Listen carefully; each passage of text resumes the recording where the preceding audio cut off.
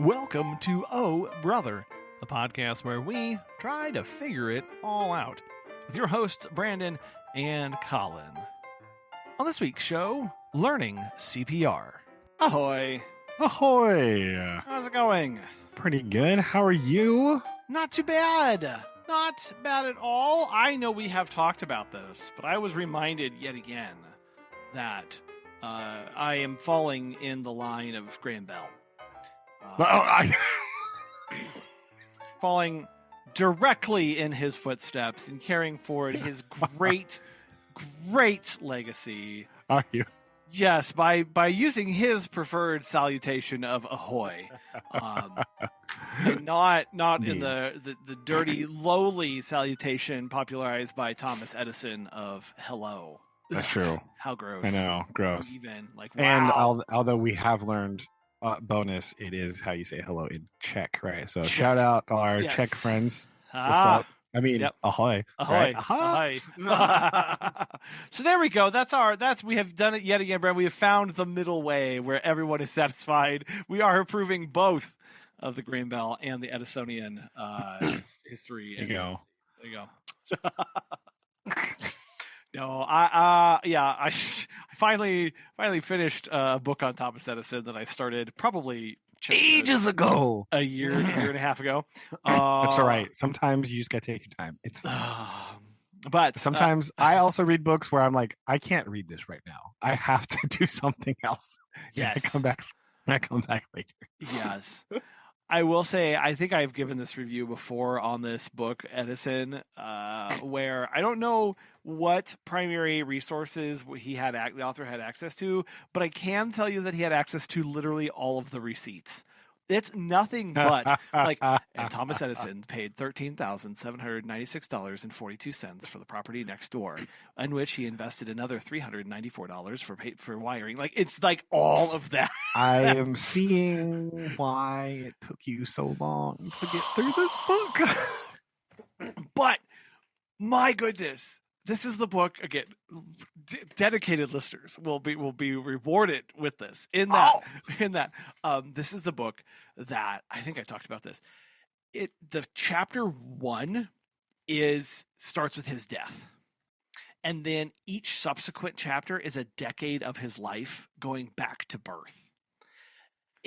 That is a way to tell a story. It's very memento, but right? Okay, Brandon, ready for this? Because the whole time, each decade, it's like, where on earth did his interest in this obscure thing come from? Why is he interested in botany? Why is he interested in electricity? Like, every chapter, it's this decade of like, he's doing these weird, insane things and he's been experimenting. And the whole time you're asking yourself, why? And the way it's written, the last chapter is his early childhood and his mom homeschooling him. And basically there's this book about like everything you need to know about the world.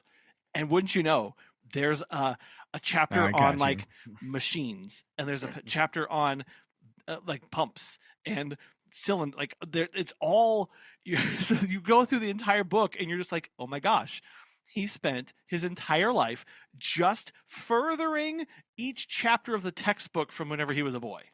That's all he did, right? Like that was, and so that's the author's premise of like, why did he bounced around and he pushed the fields in so many different fields in so many different directions. And this author, without being like on the nose about it, the author has an entire section about his education from his mom, and it came from this one textbook, and it's a laborious breakdown of chapters within this textbook. And you get the payoff of like, oh, hey, that chapter about this is what he did whenever he was in his 30s. And this other chapter is what he was working on when he was 40s. And like, there's this interesting tie-in all the way back. And, even things like, why is Thomas Edison deaf? That plays a big role for most of his life.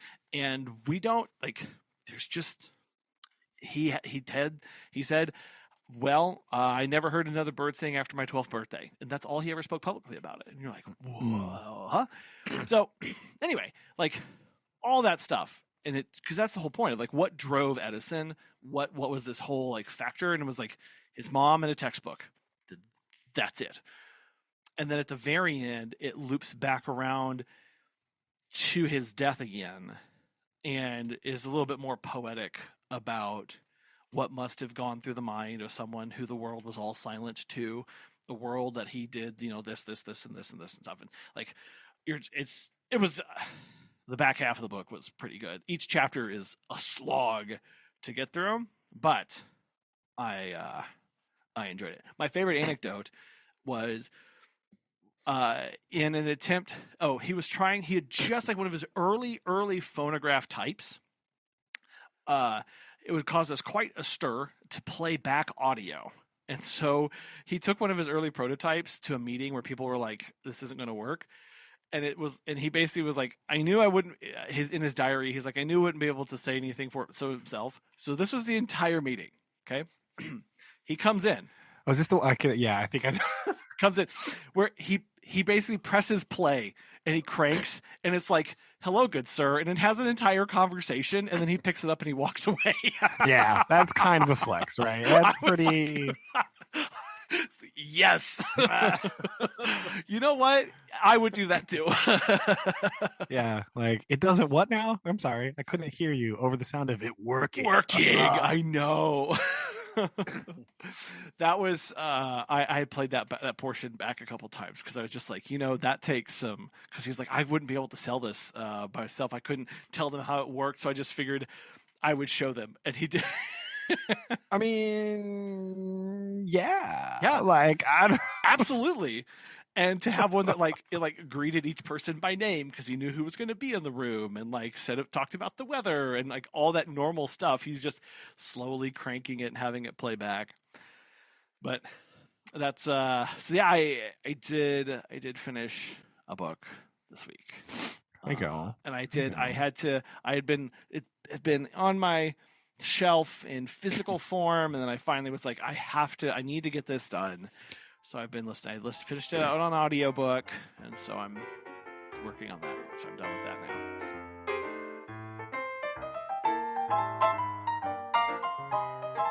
That's pretty good. Yeah. I also am fighting with a book that's in between my other readings. Like I have a book, like I bought a book like ages ago, and like the shipping is like, I think it's coming by carrier pigeon, and they just have to like tame off, like it's like the Pony Express of carrier pigeons are carrying this book to wherever it's from, right? Because it's taking like ages. So I was like, well, I need to read a little bit to like keep in the vibe, right? So there's this book on my shelf that I've been like staring at for ages, and I've tried to read it before, and I kind of like pretty quickly gave up on it, right? So I'm continuing to give this one a shot. This is one of the weirder books. This is a book that was actually the reason I have this book. It's because it was on Mimi's bookshelf. Oh, right.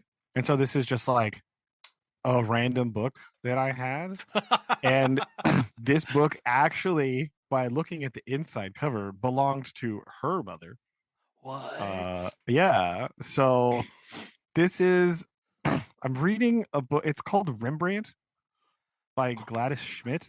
It's like a 1961 like fictionalized biography of the Dutch painter Rembrandt van Rijn. What? Right? Yeah. So it's kind of like, it's like his biography kind of, but it's like a fictionalized retelling. So it's like telling about major events of his life, but it's like, there's artistic interpretation here, and it's like, from his point of view a lot of times. And so it's like, it's kind of odd. It's a weird genre, right? Like that's an interesting one. Fictionalized autobiography of Rembrandt, right? Of all people. Why would you? Okay. Yeah, I don't know.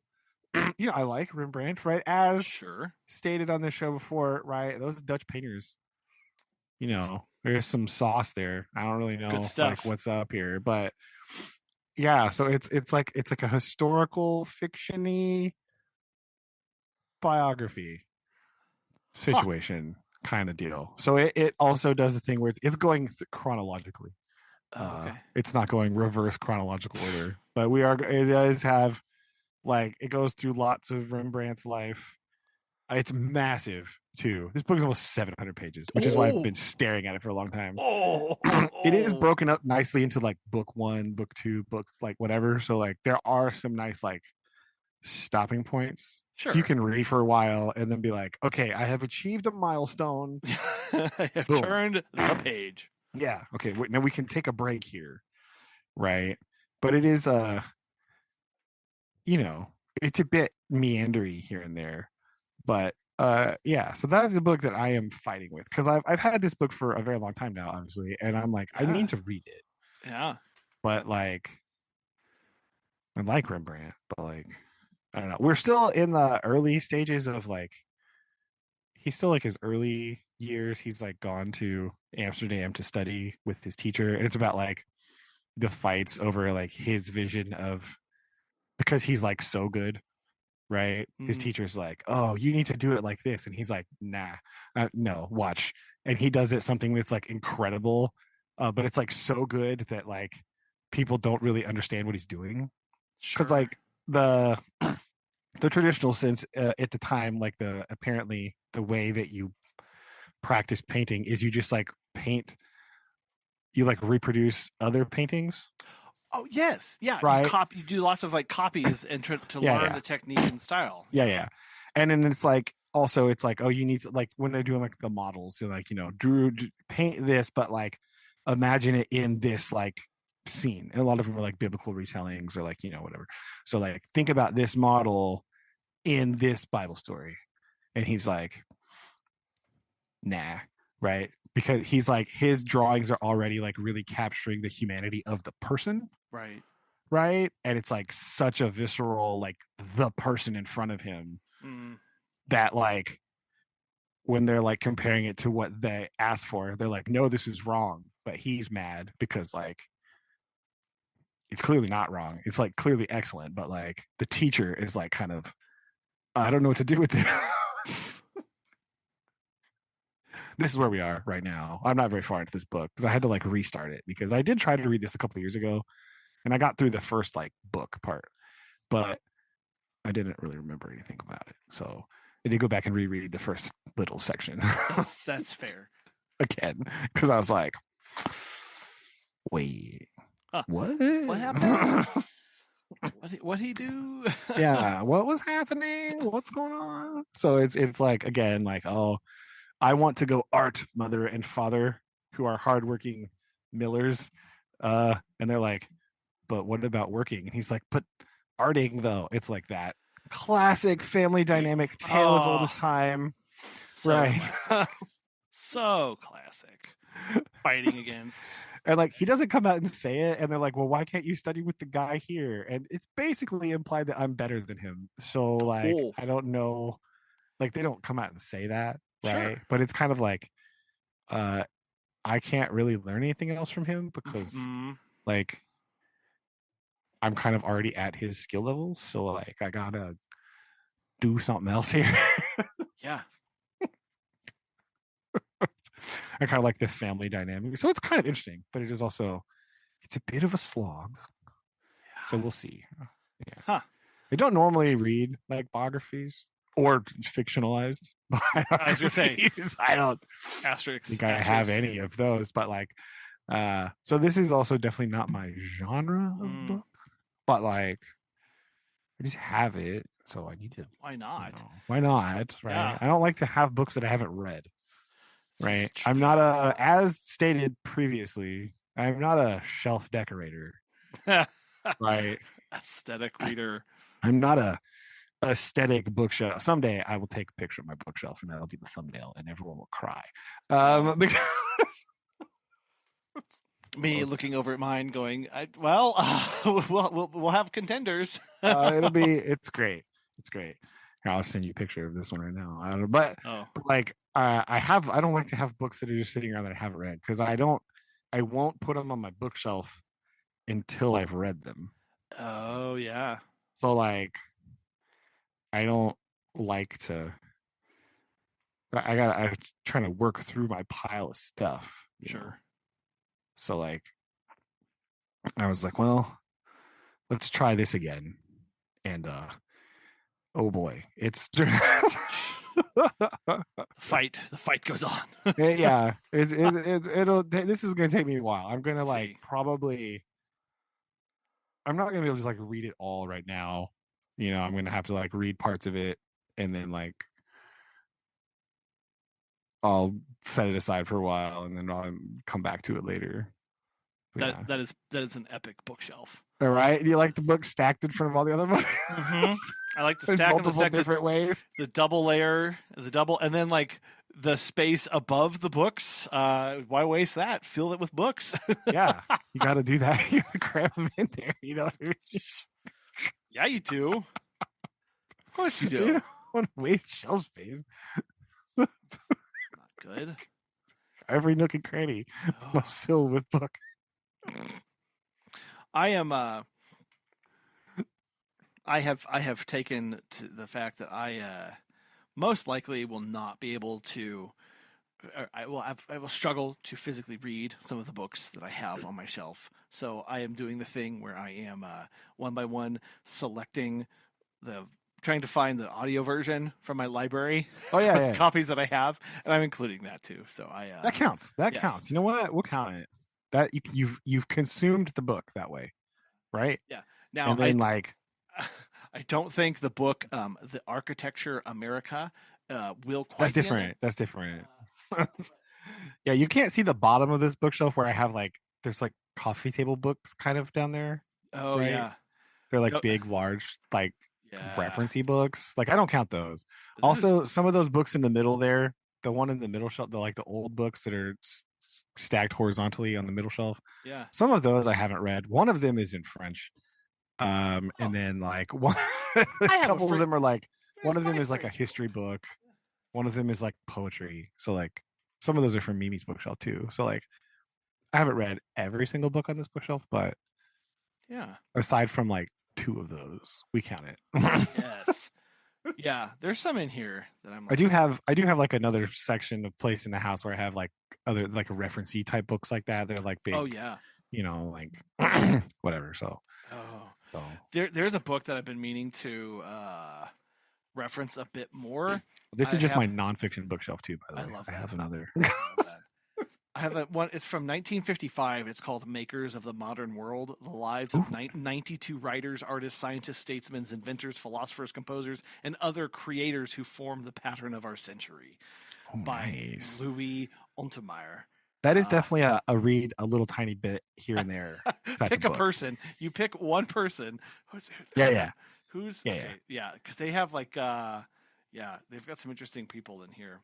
They've got Kierkegaard, everyone's favorite. Oh, Soren, what's up? Soren, Karl Marx, Susan B. Anthony. I could go. This is not people didn't tune in to turn to me. Listen to 92 people's names. Uh, but here we are. So I like this. Yeah, I need to step up my game a little bit here. All right. My Tolkien section is not on the shelf either. It's just Yeah, sitting over jeez, here. man, jeez. What even is this? Why'd you bother sending that? I'm running out of bookshelves. I don't know. I don't know what I'm gonna do here. I'm out of space almost. Well, you can start sawing off legs of tables and using books to prop them up. There you go. Could do that. Well, I thought about just hanging a couple like small shelves over like my door, like my closet door.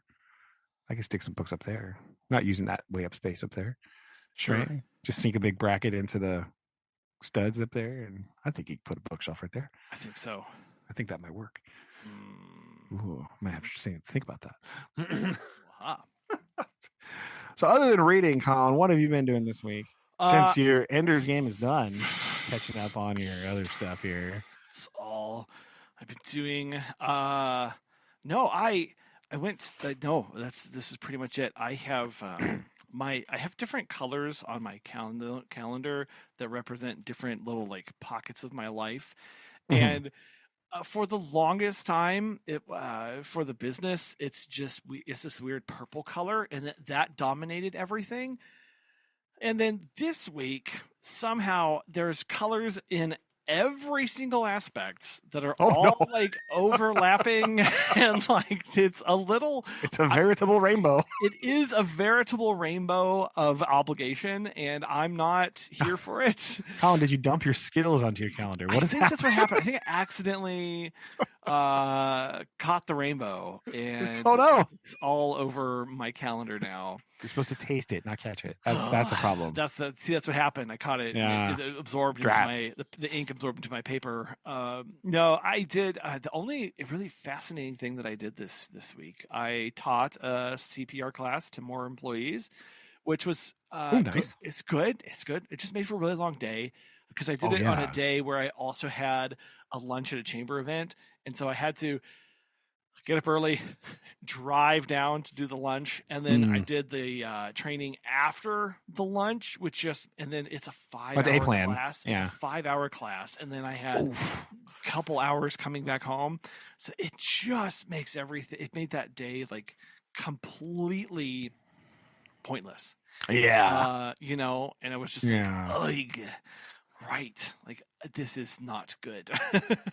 So I Yeah, that's tough. That's a yeah, little rough there. that was rough, but I always enjoy the classes, and I've told Megan multiple times of like I don't know what we're going to do when we eventually like start offering these to the public, because I do it. It's yes, like I'm certifying to a standard that I have to, but also it's a lot of like internal jargon talk because they're all employees of mine, and so like we Oh all know, yeah. like I can point out an example. I just have to say the name of a pet and they immediately know how it's relevant, or like we all like certain situations and how we would handle things. And so I'm trying to get out of my little bit of a routine that I've picked up over teaching this a couple times and being like, eventually, these people will have no idea who I am and will have no context for any of my jokes. And so I have to be ready. What a shame that will be. I know. I don't know what I'm going to do. Or a fresh audience. Yeah. Yes, Yeah. exactly. That's what we do. Yes. So yeah, it was a pretty laid back week in that respect. I still feel like I got nothing done, but here I is. That's not too bad. Yeah, I Yeah. haven't really done anything either. I went to lunch with some friends the other day. Huh. Oh, I did have a funny anecdote from, I can't remember if it was yesterday or the day before, because what is time? No one knows in the summer. I was like sitting here, I was reading something, and Susie comes in. She goes, "Hey, so we have to go downtown real quick." Oh, whoa. the the ice cream truck was set up down at the pavilion, so we had to go and explore the thing. It's so good. I was not mad. Wow. I was not mad at this. It was just really Oh, funny. get in So the this car. We're is, going. yeah, I mean that's pretty much what happened, right? This is how I spent my week. This is my most exciting thing. She was like, "Yo, we're gonna go right now. It's Put your amazing. shoes on. That's perfect. Get dressed. We're going."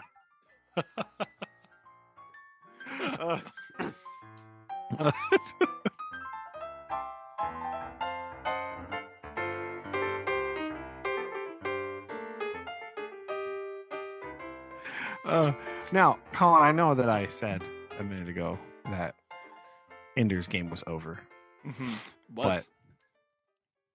there is a movie, and so I thought Oh. maybe Oh no. I'm going to talk to you about this. Hold on, give me a second. I can turn my light on so I can read my stuff here. But I have watched this, so Oh. you don't have to. All right, that's really. Oh no. I was oh no. I was vaguely aware that this existed, but I will tell you I didn't venture into any research or investigation on my part at all for this. Well, this before spoilers. All right, spoilers. This movie lost $68 million at the box office. Oh, That's like oh. so. There's that. Ow. Now, part of it is there's a bit of blowback against Card for his like political stances. All right. There is some people that talk about the unfaithfulness of the recreation. and how rushed it is. More on that later. And then there is a lot of people that blame the crowded market, right? Now, for the first time ever, I am going to give a little credence to that particular beef here, right? Really? Yeah. So this movie came out November 1st, 2013. Huh. Collin, a brief list of other movies that released between October and December 2013. Ooh. Gravity, Oh. Captain Phillips, 12 Years a Slave, Uh, Carrie, the Jackass movie that everyone went to see, yeah. Dallas Buyers Club, Mm, Thor the Dark World, mm, Hunger Games Catching Fire, mm. a little movie you might have heard of called Frozen, Oh, jeez. and The Hobbit Desolation of Smaug. So, yeah. That so when Fair. people talk about, oh, it was a really crowded time to release a movie, yes, that's just the selection of movies that I picked that were like that everyone would know. Like, so yeah, maybe December or November 1st, 2013, not the best time Nope. to release a random movie like this. No, I'd say so. Now, yeah. So even though this movie is led by Asa Butterfield, right? He plays Ender, right? Graf is played by Harrison Ford. What?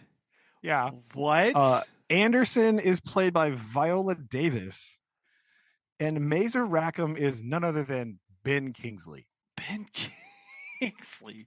And what?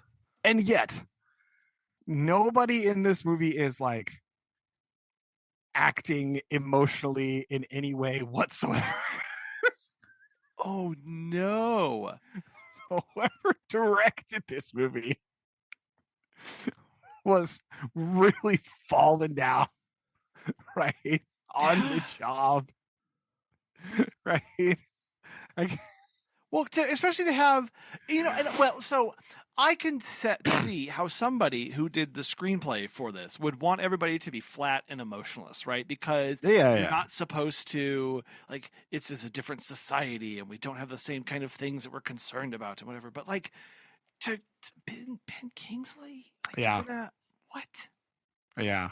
So Gavin Hood here kind of fumbled the ball, right? And the weird part is the adaptation kind of unfaithful? And yeah, a little bit, which is really strange because Orson Scott Card has a writing and producing credit for this movie. I'm sorry.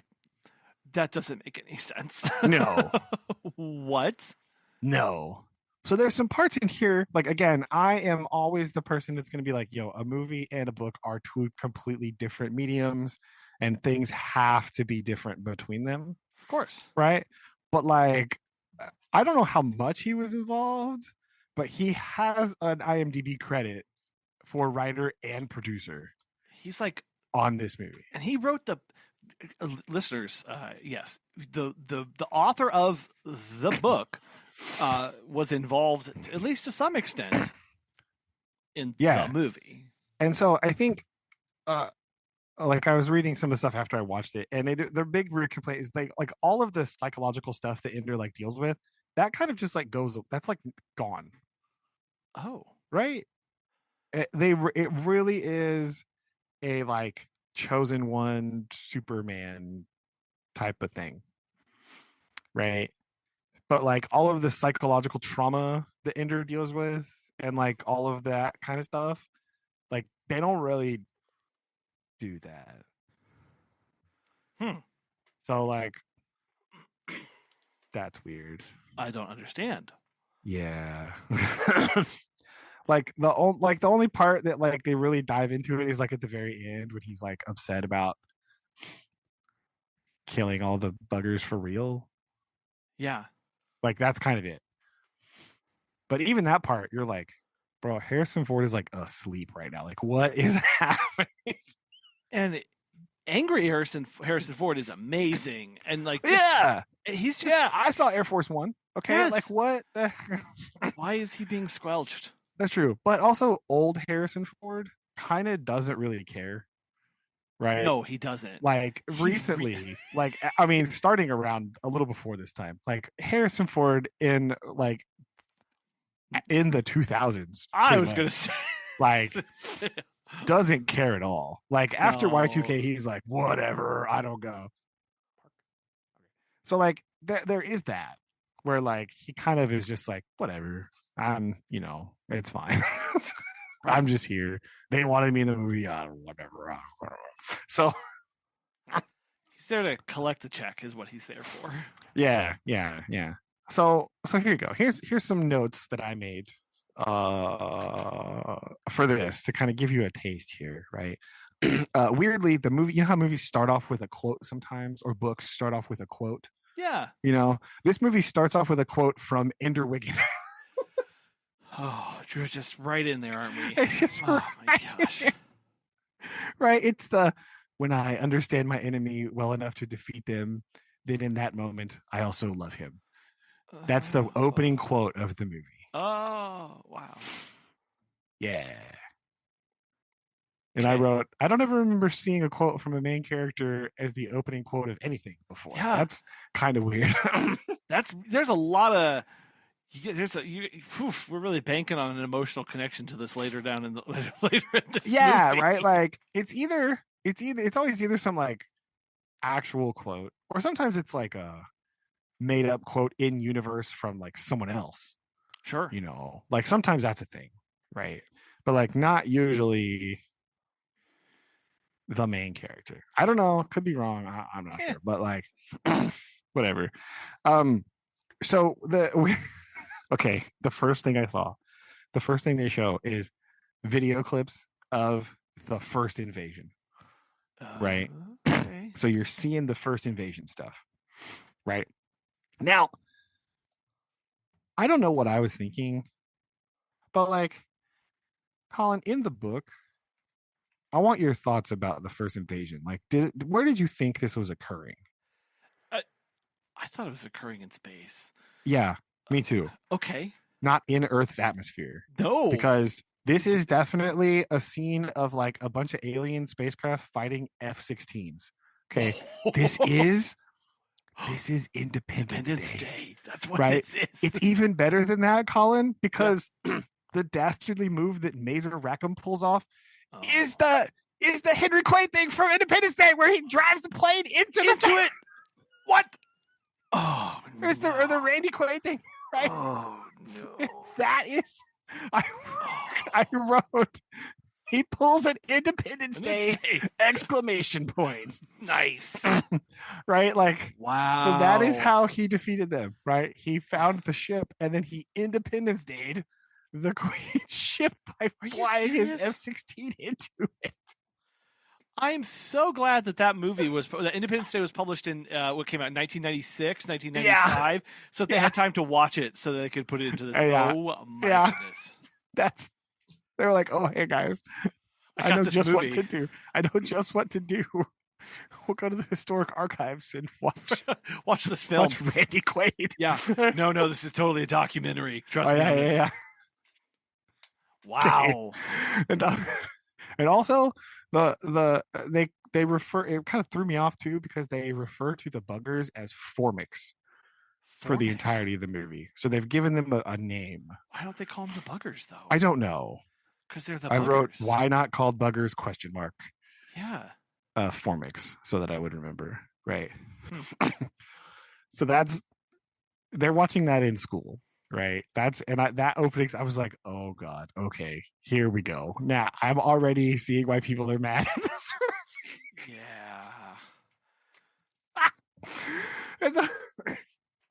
And so Ender is also definitely not 6. He is probably like 13. Well, because they had to be a bit more real here, and that's probably the one credit that our author there was like, you know what? Fine, I'll allow it. You get to be older. I feel like 6 is kind of weird now that I think about it. Maybe a teenager is good. He's still kind of like a small, meek teenager, but he's probably like 12 or 13, right? that's how he looks. He's still smaller than a lot of the other kids, right? They kind of play up at the beginning, him being littler than some of the older kids in the class at the beginning. They're definitely like 16, right? That are picking on him and stuff. Um, and we like really just sweep in here when he goes to like it's boom, all that stuff is the same, right? Blah blah. Take the monitor off. Punchy punchy. Peter's a jerk. Whatever. When we get to the battle school shuttle, right? Ender is making friends already, right? Bean is on the shuttle, and they like have a moment together, which whatever, because they got to cut off a lot of stuff later, but like there we go. This movie does the thing where it is like the environments are like it's like the sci-fi environments that are like super sterile and like perfectly clean all the time. The thing that I've talked about in the past, I just don't like the visual aesthetic of this. Yeah. Right. It's like it's like weird looking.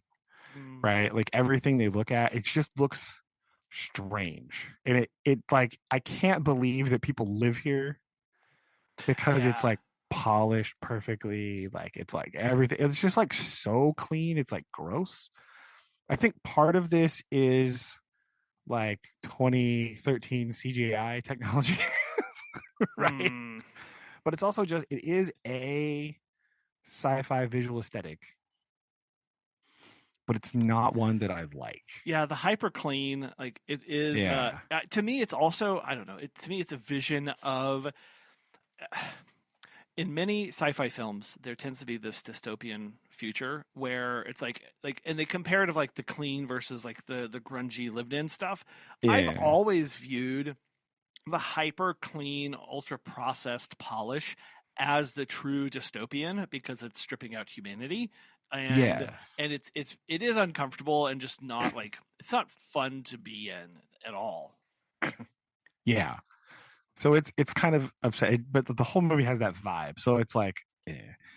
And so that's also he is writing letters to Valentine this whole time, Oh, right? And that's kind of like how it's kind of like voiceover narration. So like he's kind of like talking about he's like reading the letter, and then you're like seeing the little montage of like some of the early stuff happening in the background, sure. which is it's a nice way to kind of like get into the vibe of the school. Like here's what's going on, and like kind of gloss over some of that beginning stuff, right? Yeah. When he finally but like the whole time he's like talking to a lot more people, like people are like more friendly with him. There's like the isolation and the psychological part of his like trouble is like not there. Like that whole part of Ender's psychology is just like not touched on. That seems really weird. Which is the main point. It's the whole point.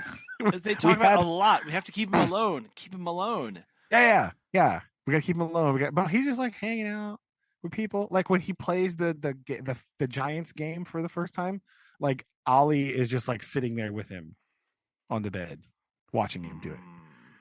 Right. At the beginning, he is also controlling his character as a mouse, and I was really like, "What the heck? What is going? Yeah, what is that?" The 2013 CGI in this is real bad, right? It's like it's jarring. Like, oh my god! Luckily, they do really cut down on the game part as well. Like, oh good. Which is weird. Like a lot of that stuff is not, but like they just do the giant. It's like him killing the giant, and then like to the room. Like all the stuff with the playground and the wolves, that stuff's not there. It's all gone. Right. They really truncate that pretty hard. So they do that, blah blah blah. They go to the thing. He's already getting traded to Salamander, right? And here they have made a choice. Right? I don't like where this is going. This is a weird choice to make. Right? The guy that got to play Bonzo is like a foot shorter than Ender.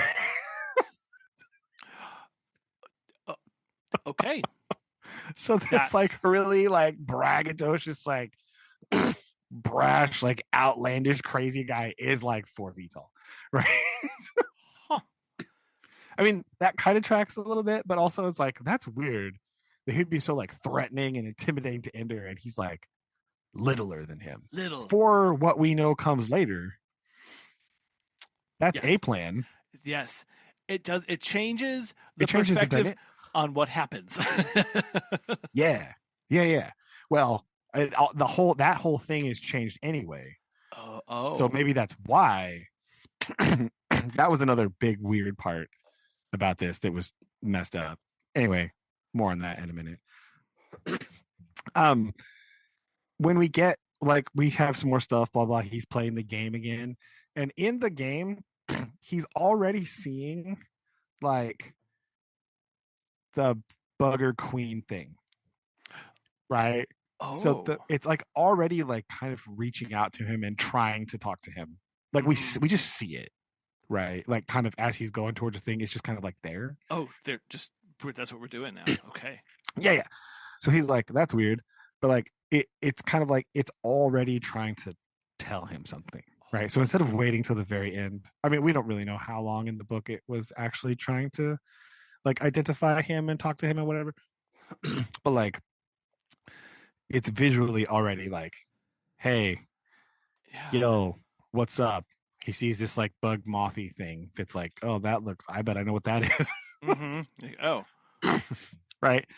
And then the the timeline here is very confusing because like at first it we see in like Graph's room, he's like talking to Anderson or whatever, and he like looks at a screen, and it seems to say that the fleet will be entering the Formic zone in 28 days, right? Oh. But the rest of the movie does not feel like it happens in 28 days. So I'm very confused about the timeline of this movie, Hmm. right? Like, how long does this actually take? So, like, that's weird, right? The timeline is very confusing. um, and then we just go straight to Dragon Army. Oh. Whoop, We're boom. just there, Yep, we're just there now. and he's just. Which, again, does address one of our problems with the book is like there's just so much battling against people we don't care about, This is right? true. So much battling. The problem is Ender never got to see other commanders command their army, Hmm. which is part of his psychological development. Like, am I going to be like Bonzo? Am I going to be like, the nose? Am I going to be like this guy? Am I going to be like this? Like, he gets to interact and battle against lots of other different people, Hmm. which forms who he is as a person, right? Which is why he's very regretful of the first interaction he has with Bean in the book, where he's like way too hard on him. And then when Bean leaves, he's like, crap, I didn't want to be like that. Yeah. Right. In this book, he's just like the cool, chill commander who like wants to hear other people's ideas and stuff. Oh, he Like pulls his chair up and turns it around backwards and he sits down. does. Has He a does. has We a jump jam right to sesh. that part. Wow. Right. And now there again is some like some time is passing because we see the board, the like scoreboard thing, and it is implied that Dragon has been moving up the board, right? So we like kind of just say they've been doing this for a while. Yeah. Which again kind of confuses me about the whole 28 days thing. Like how long did this take? Right? Because we know in the book he battled like every single day. So like he could potentially move up the scoreboard in like a week, but like also that's a week. It's a week. And that That's puts the invasion in like 3 weeks or less, it's a whole week. Yeah. So we come back to the 2-in-1 battle. That's like the battle that we're gonna watch now. Okay. So like it's implied that they've been working for a while. It's not really implied well. I feel like they cut out some lines of dialogue that were probably necessary for us to like understand that they've been doing this. Also, the actors here, they are all kids, so it's not their fault that they're not showing any emotion. It's the director's fault that he did not tell them to like look tired Emote. or emote in some way, Yeah. like be upset. Right? They're just like, oh boy, this sure does stink. Right? Like it's like, Gosh golly, this is yeah, hard. right. It's like, uh. And so like we go straight here, and somebody like does, I don't remember, something happens to somebody, and then like they let Petra sub in, so she's in the group now, right? Boom, hi Petra, here you go. Like Ta-da. in this version, like the relationship between like Ender and Ollie is like kind of there. Him and Bean is kind of there. The other kid, Shin, is like, who's that? I don't even know. It's like him and Petra are like, that relationship is like really played up for the movie, Interesting. right? You know, they're like, oh, Ender and Petra, they're training together. They're doing stuff, right? Like, whatever. Um, so like we get to the 2-on-1 battle. This is what we do, the rope thing, you know, and the rope is also not a thin wire that's very invisible. It's just like a big fat rope. Oh, it's just legit rope. Okay. Which is really funny. Gotcha. Right. So you know, we whatever. They win the thing and it's all blah blah blah. But like um they do the rush the gate thing. And then this is why I wrote the timeline is weird again here. So yeah, we do that. Now after this, it's shower time. Right? So we've jumped all the way to shower time, which in the book is like the end of the book. Yeah. Right? This is like chapter like 12 or 13. Yeah. He's done. Right? So we've skipped all of battle school and we've come to here, which is fine because battle school is boring anyway, but like, whatever. Shower time. Okay. First thing, it's Bonzo and two dudes. Okay. So it's a little more even. Yes. All right. And now we get to the another thing that's weird, right? Like when Ender and Bonzo fight, right? Ender is only trying to defend himself, right? The way that Bonzo gets hurt here is it's the Ender shoves him away and he slips on the floor and he hits his head on a thing. Oh, ooh, you know that loses what the edge of Ender, doesn't it? Yeah. It, Yeah. yeah. So he's not like again, the psychological aspect of Ender as I'm going to end this, right, is not there. Right? So the playoff on his name is I'm going to fight to stop Yes. all fights. Right? Literally ending That's fights. what everybody says. Yeah. Right? It's played off as an accident. And he's very remorseful. Right? Because we see like he's not dead? Question mark? Because we see him, we see Ender watching through a surgery window of Bonzo undergoing surgery on his head. Right? So we don't like he might not even be dead. He may just be in a coma. I wrote in a coma question mark. I don't know. Right? So like it's weird, right? I wrote like it's not the point. They are watching Bondo have surgery, and then Ender says he wants to talk to Valentine, and then he wants to go home, and he quits. Right? I think Anderson quits also. Like everybody just quits. It's too much. Blah, blah, blah. Right? And then this is where we transition to the lake thing. Right? We're at the lake now. But that part was just like, dang, you fumbled hard. Yeah. Right? Like this is one of the most important parts of the movie.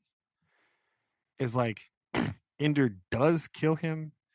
Ender was acting with purpose to stop the fight. He didn't necessarily want to kill him, question mark, but like Oh. he like hit him hard on purpose to put him down and stop it. Right? By like being like, oh, whoopsie daisy, you accidentally died or got hurt. Like it really cuts away a big important part of what makes the character, right? And again, I would say like, oh, I understand. Like on one hand, like I understand where like you don't want to show kids killing other kids in a movie, right? But this movie came out the same year as a Hunger Games movie, so like, Yeah. so You you know, know, you made a choice. They made another one, right? Yeah. so like I can see their point of view, but also like, yo, what do you mean? Hmm. Not even the first Hunger Games movie, the Catching Fire one. So we're Yeah. like into it, right? They're We already saw the first one. so old. Yeah, we already saw a lot with that, right? So, so again, that's a plan. Again, we go to Lake, right? We're here. And Ender is like way chill and really open with his sister, and they just like talk it out. You know, he's not guarded, he's not like upset, you know. It's really weird, you know. And and then she convinces him, and then boop, we're going to space again. Let's Oh, go. Now, also, um, I didn't really like this is another like part that I thought was weird. Um, because they say they're gonna go to they go to the base is on Eros, right? yeah. Right? Which is it's an object in the asteroid belt. Yeah. Yep. Yep. Weird. No, Weird rock. no, this No, is or like a no. whole planet thing they Oh. go to. Wherever they go, it's enormous. Hmm. It is not the asteroid, right? So in the book, right, again, like asteroid belt, arrows hidden sneakily close to Earth, right? That's I'm not wrong in assuming that's what I took away from the book. Yes. Yeah. Okay, Yeah. no, I don't know where they go, but it's like way further away than the asteroid belt, and this thing they're on is big, right? It's a big planet T thing, right? And now here is we just go completely off the rails, and everything else is just like wacky, right? Like it's all oh boy, hold on, okay. They just like straight up tell him that it was built by the buggers. They're like, hey, it's cool, it's fine, whatever. This is a bugger place, and we're gonna hang out here because it's close to their home world too, where we're going to do stuff. You know, blah blah blah. And we meet. Oh God. Okay, so we meet Mazer, right? Yeah. He's in the room. He's sitting on the floor. He's doing whatever. Mazer Rackham, Ben Kingsley has a Maori full face tattoo. Oh. And he is speaking in a New Zealand accent. That's a choice. That's what I wrote. I wrote, this is a choice. Wow. I, Oh my goodness. yeah. Yeah. So don't worry, Colin. He explains it. Oh, All right. okay. Oh, I'm glad we Yeah. have a backstory. We have a backstory Oh, of the Maori face tattoo it's ridiculous. from nowhere. Okay. He ends up telling him not like immediately, right? A little bit later, he tells him his dad was Maori. And It's this yes. Okay. okay. Yeah. Anyway, so Mazer Rackham's dad was Maori. Mm. And so he says the tat connects them. This is how he's connecting with his dad and how he speaks for the dead. Oh, you can't. I actually hung my head. So did I. I. I was watching this and I literally went, "Oh no, you did not." Nope. No. So he's the. How was he supposed to be the speaker for the dead if that was? Shh. Oh, It's fine. He's just talking about his specific dad, I think. if you tell me that Ender gets a face tattoo, I'm gonna be so angry. He does not. He does Okay, not. good. Okay. That'd be hilarious. No. Like the last scene, he's Yes. like sporting full face See Maori it. ink. Like that would be wild. I was just like, man, the cultural appropriation is strong with this one, Ben Kingsley. What? Or how did you? Why did you agree to this? This is crazy. Not like Maori culture has been compromised by the English before, but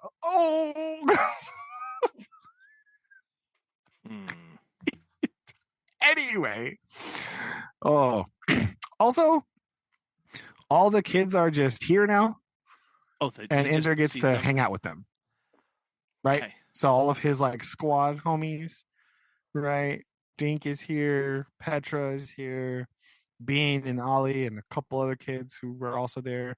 One of the kids who like had beef with Ender at the beginning, like he goes like when we first get to battle school, he's like making fun of Ender, like and he's like there's a moment where he's like, "Why am I here? You don't," or like he was in the army with him back at battle school, and he's like, Why am I here? You don't even like me." And he's like, "Yeah, but I think you could help us." And it's like, oh, blah blah blah, Okay. like whatever. He's here. A lot of people are here. Whatever. You don't really care at this point because like you're like, who are these people? I've seen them once. Whatever. I don't care. Also, it appears that like they're all the colony stuff. What's that? No colonies. None of that, right? We're not whatever. doing that.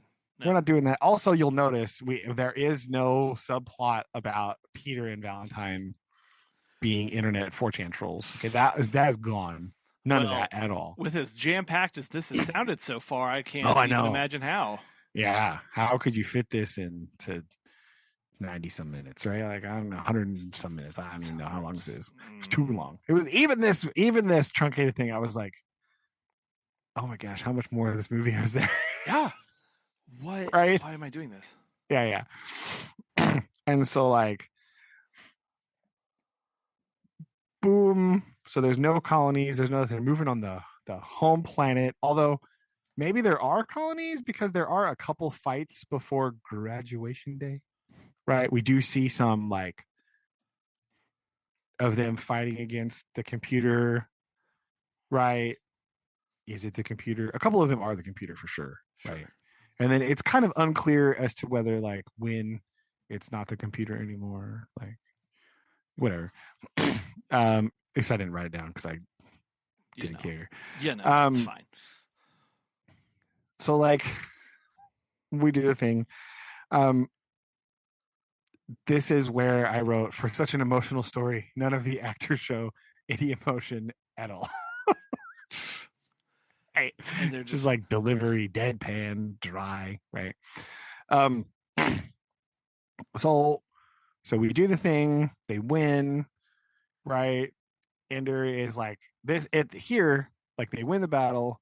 It's revealed that it wasn't a simulation. It was really the thing, right? It's a very dramatic, like pointed at the planet, like the whole deal. Yeah. Right?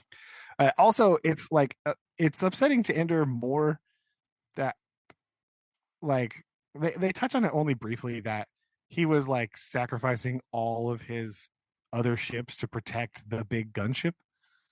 Right. Oh, interesting. Okay. So like they did play up at that a little bit where like he pulls all of the other fighter squadrons away from all of the other ships to protect the doctor device ship that Petra's controlling. Sure. So that it can get close enough to the planet to fire to get a straight shot. So he like pulls everything away. So all the other ships are just like blowing up. And he's like, I don't care. We got to protect this one ship because this is the only shot we're going to get. So he's also upset about that, right? He's upset about. Well, yeah. So that is good. They put that in there. So because he's so angry, they like drug him, Oh, take him back to his cell, it, his cabin or whatever. But the kids like go with him, and Petra stays there for a little bit. Right. Boom. Now, oh boy, hold on. Are you ready? oh, we're not done. We're No, still almost done. Right? Almost done. So we're there. He is like looking out the window. Um, this planet, wherever he's on, this is where the giant thing was at. Because he like sees out the window. Oh, so He sees a thing. also on whatever it is. Eros. Yes. Eros. Yes. And so he like runs outside, and Petra goes, "You idiot, get back here," and brings him the oxygen mask because they haven't like reseeded the atmosphere yet. Oh, okay. You know, well, whatever. So, and she's like, "Let me go with you. I have to go with you." And he's like, "I have to go alone." They have that moment with Petra, right? And then he goes to this cave thing, which is the cave thing that he saw in the game where the queen thing was like on the screen when he was looking at. So he was trying to talk to him. And he goes in there, and the queen is just in there. Oh, already alive. Just there. Like a couple hundred yards away from the entire fleet just battle the station. Whole time. Just hanging out. Oh my goodness. Right. And he's there. He sees there's some of the stuff like the mirror thing or whatever. I don't know. He goes in there. There's a live queen there, also an egg. Okay, so queen and egg. Yeah. Queen has the egg is there, but the queen is like there to give him the. So it's not the egg talking to Ender. Oh, it's the queen, the dying queen, talking to Ender and giving him the egg. I see. So like, okay, that's fine. And then he just like leaves. Oh, and he's like, again, we have voiceover letter to Valentine, just being like, "I'm gonna go off and travel the universe. There's something I have to do." End. Huh. Yeah. I was like, that's it. I wrote, "That's the end." That's it. In capital letters. WTF. It's my note. That's official my note here. All caps. Grumpily. How do you like the movie just now they have a problem, right? Because they got rid of the whole subplot that ends the movie. Yeah. Right. And so it's like he doesn't even like at least a better end to this version of the story is like him taking the egg and like sneaking it back into his like room and like putting it in a trunk and then like going off with his friends. Yeah. You think. Yeah. Like that would be how this movie has to end, because this movie Ender is much more bonded to all of his friends. Right? So he has friends, he has a friend group, he trusts them, he's worked with them. Like the bond of friendship is stronger in the movie than it ever was in the book. Sure. So you would think that the movie needs to end with like him going with them. Right? But like it's just like a close-up shot of his face in a like we're assuming he's like piloting a ship somewhere, and it's just like boom, done, over. Okay. And you're like, what the heck is that? That's I don't. How do you just like you just turn and leave at that point? Like I don't know. Yeah, it's just like over. It's so dumb. Okay. It's yeah. No wonder. I look. That's such a they were like, my goodness, we're gonna have a franchise now. We got this because we got all these books and this other material that we can pull from. It's going to be great. Just know that. Yeah, I don't know. It's there is no sequel from what I understand.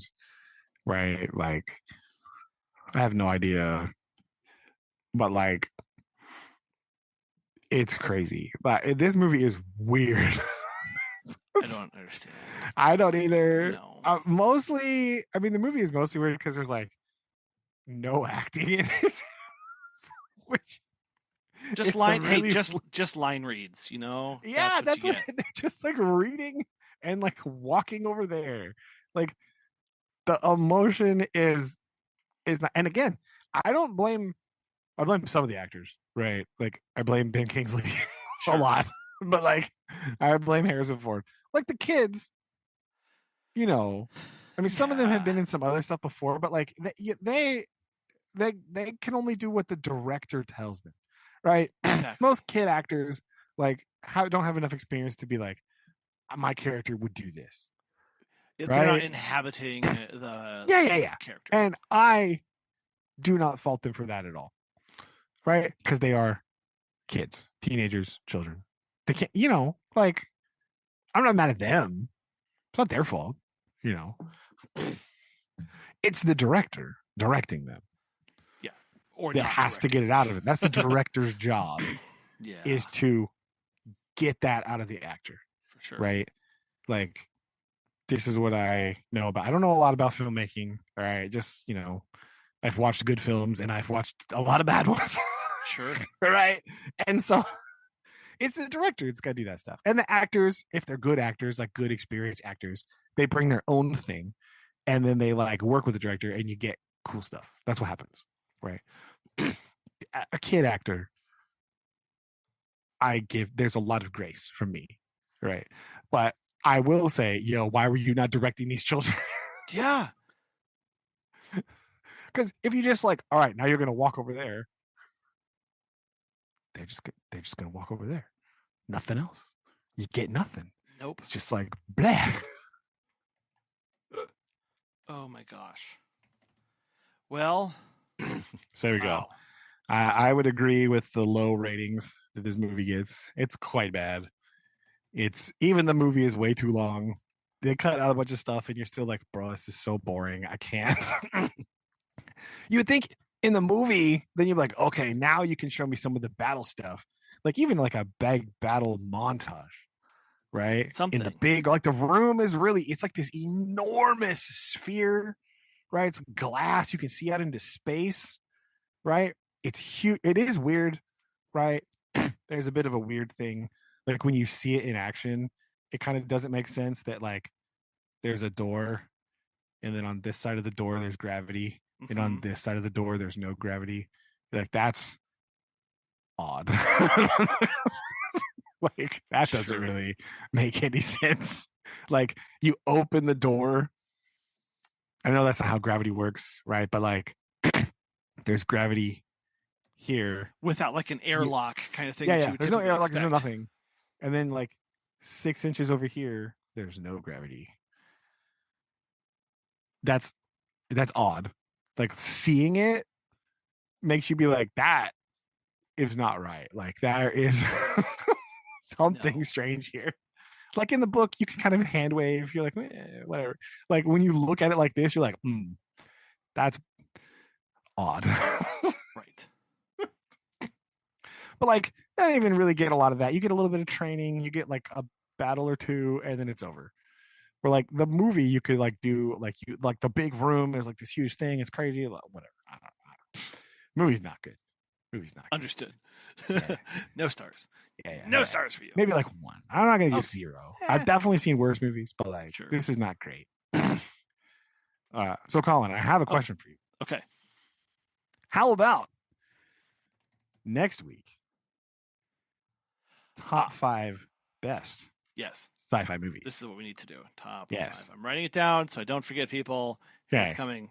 I figured we did this. Best. We read the book. I watched this thing. Spoilers, this is not going on my list. What? Well, let's look for it. Let's look for it, people. Okay. Yes. I will. I thought maybe next week we could do top 5 best. Best. I agree. Yes, that is. This. I have a feeling my list is going to be slightly controversial, but that's okay. We'll talk about that next week. Okay. What you just picked Tron, the next Tron, and the other Tron? Is that what you're doing? No, it's going to be that movies like Tron aren't going to be anywhere near my list. Oh, okay. So Colin's going to pick all Tron. That's what I'm saying. Tron Legacy, yes. Tron the other one, Other one. the ride. I don't know. Exactly. The 3D experience. Yeah. Yes. So I Okay. think next week we should talk about sci-fi movie experiences, and then like we could do top 5 best sci-fi movies. And we can have some runner-ups because I have a feeling I won't be able to get all my movies on the list. So like, because again, this is a genre that I definitely experience a lot through movie and not book. Yes. Right. So I like, I've agree. seen a lot more sci-fi movie. I have a lot more experience with this part. Right. So I think next week, top 5 sci-fi movies. Okay. I like it. All right. Look, a plan. That'll be, Yeah, look at us planning, doing the stuff. I like it. Doing the stuff with things. Bang. Love it. Well, I can. Is it my turn? Yes, I think so. Yes, okay, I think I did wrote mining one last time, right? Yes, I wrote one. This afternoon, I was feverishly looking through the list, being like, looking at the notes, being like, what was last week? Okay, that one was mine. Right? I had okay, a frantic panic just now. Like I did. Wait, I do that often. Like I flick back and go, whose week is it? I did have one, but then I was like, well, I don't. If Brandon's Brandon anyway. No, I have one. I can round us out here. All right, let's go. Okay. Learning CPR. The stuffed dog survived again. Gold stars for the class. Let's go. Yes. We kept the dog alive. Beautiful. That is the goal after all. So like 5 stars there for sure. I only have one stuffed dog, and so I have to have different segments where we talk about dogs and cats. And so I've just been doing this thing where during my transition, I hold up my dog and I say, "Poof, a cat," and I just kind of shake it. I talk about, like, I get people to talk about the differences between dogs and cats, and then I hold it up very seriously and I shake it and I go, "Poof, a cat." And yes. So I need behold a cat and cat. Ta-da. Yes, I approve this message very much. I like it. Oh man, this is perfect. Well, I am looking forward to putting together my list for next week. All right, and we will see what happens between now and then. All right, let's go. Perfect. Okay, love you. Love you too. Bye. Bye.